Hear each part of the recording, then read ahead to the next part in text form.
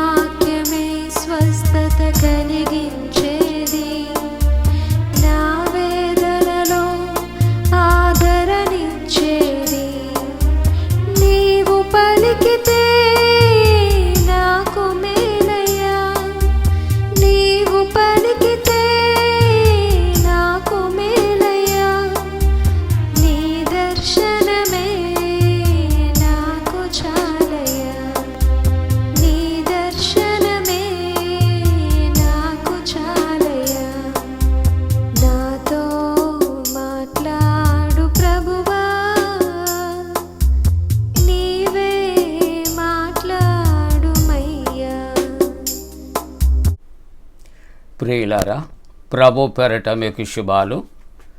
జన్మదినాలు, వివాహ దినాలు జరుపుకుంటున్న కుటుంబాలకు యేసుక్రీస్తు ప్రభు పరిశుద్ధ నామమున పండు friends and sisters YouTube channel ద్వారా శుభాలు మేము తెలియజేస్తున్నాం. మీ కొరకు ప్రార్థన చేస్తూ ఉన్నాం. దేవుడు మిమ్మలను దీవించనుగాక. మంచిదండి, మీరు క్షేమంగా ఉన్నారు కదా. అన్నిటికన్నా మించి సంతోషంగా ఆనందంగా ఉన్నారా? దేవునికి వందనాలు చెల్లిందాం. దైవ వాక్యాన్ని మనం కలిసి చదువుకుందాం. అందరము కూడా పరిశుద్ధ గ్రంథాలు తెరచి యెషయా గ్రంథము 25వ అధ్యాయము 9వ వచనాన్ని మరలా మనం చదువుకుందాం. యెషయా గ్రంథం 25వ అధ్యాయము 9వ వచనాన్ని కలిసి మనం చదువుకుందాం. ఆ దినమున జనులు ఇలాగూ అందురు, ఇదిగో మనలను రక్షించునని మనము కనిపెట్టుకుని ఉన్న మన దేవుడు, మనము కనిపెట్టుకున్నటువంటి యెహోవా ఈయనే. ఆయన రక్షణను బట్టి సంతోషించి ఉత్సహింతము. ఈ మాట చెప్పుకుందామండి. చివరి మాట మనం జ్ఞాపకం చేస్తాం. ఆయన రక్షణను బట్టి సంతోషించి ఉత్సహింతాము. ప్రియులారా, కొద్ది దినాల నుండి రక్షకుని యందు సంతోషించుట అనే వాక్యాన్ని కలిసి మనం ధ్యానం చేస్తూ ఉన్నాం. ప్రియులారా, ఈ లోకములో డబ్బు పెట్టి కొనటానికి దొరకనటువంటిది ఏదీ ఉండదు. ఈ లోకములో, ఈ దేశంలో కాదు, ఈ లోకములో. కానీ దొరకనటువంటి వస్తువు అని ఒకవేళ మనం చెప్పుకుంటే, ఈవేళ వాక్య భాగానికి సంబంధించి సంతోషము అనేది డబ్బుకు దొరికేది కాదు ప్రియులారా. కాబట్టి దేవుని యొక్క వాక్యము ఈ ఉదయకాలం మనతో ఈ విధంగా మాట్లాడుతుంది. ఆయన రక్షణను బట్టి సంతోషించి ఉత్సహింతము. దేనిని బట్టి సంతోషం కలుగుతుందంటే, ఆయన మనకు దయచేసినటువంటి రక్షణను బట్టి మనం సంతోషిస్తూ ఉన్నాం. దేవుని యందలి సంతోషము దేవుడు కలుగు చేసిన సంతోషమును బట్టి మాత్రమే అది స్థిరంగా ఉంటుంది అనే మాటలు మనం జ్ఞాపకం చేసుకుంటూ ఉన్నాం. కాబట్టి డబ్బుకి దొరకనటువంటిది సంతోషం. ఒకవేళ భూ సంబంధమైన జీవితంలో, భౌతిక సంబంధమైనటువంటి జీవితంలో చాలా విధాలు, చాలా వస్తు వాహనాలు కొనుగోలు చేసి వాటిని బట్టి మనం సంతోషిస్తూ ఉంటాం, కాదనటం లేదు. కానీ ఆ వస్తువు కొద్ది కాలంలో అది దాని అందచందాలు కోల్పోయినప్పుడు, లేక ఆ వస్తువు క్రింద పడి పగిలిపోయినప్పుడు మన సంతోషం ఏమవుతుంది అని ఒకసారి ఈ ఉదయకాలం ఆలోచన చేస్తే పటాపంచులైపోతుంది. కానీ దేవుడిచ్చే ఈ సంతోషము ఎప్పటికీ స్థిరంగా ఉంటుంది. ఈ సంతోషము అనే మాట మరొక మాటతో పోలిస్తే, ప్రభువునందు ఆనందించుడి, మరల చెప్పుచున్నాను ఆనందించుడి. ఆనందించుట అంటే సంతోషించుట. ఎవరి యందు? ప్రభువు యందు మాత్రమే, దేవుని యందు మాత్రమే, రక్షకుని యందు మాత్రమే. కాబట్టి సిమెయోను కూడా తాను వృద్ధాప్యములో కూడా రక్షకుని కొరకు కనిపెట్టి యెరూషలేము దేవాలయానికి ఆయనను తీసుకుని వచ్చినప్పుడు చేతుల్లోనికి తీసుకొని అక్కడ తాను చెప్పే విలువైన మాట, నాదా ఇప్పుడు నీ దాసుని సమాధానముతో పోల్చున్నాం. అంటే ఆయన యొక్క మాటలలో మనకేం కనిపిస్తున్నాయి అని ఆలోచన చేస్తూ ఉంటున్నాడు. సంతోషము అనేది కనిపిస్తూ ఉంటుంది. ఇంతకాలం జీవించాడు, కానీ తనకి మనసులో సంతోషం లేదు. ఎప్పటి వరకు? రక్షకుని చూచే వరకు. మరి రక్షకుని చూచిన తరువాత వచ్చే సంతోషం ఎవర్ లాస్టింగ్.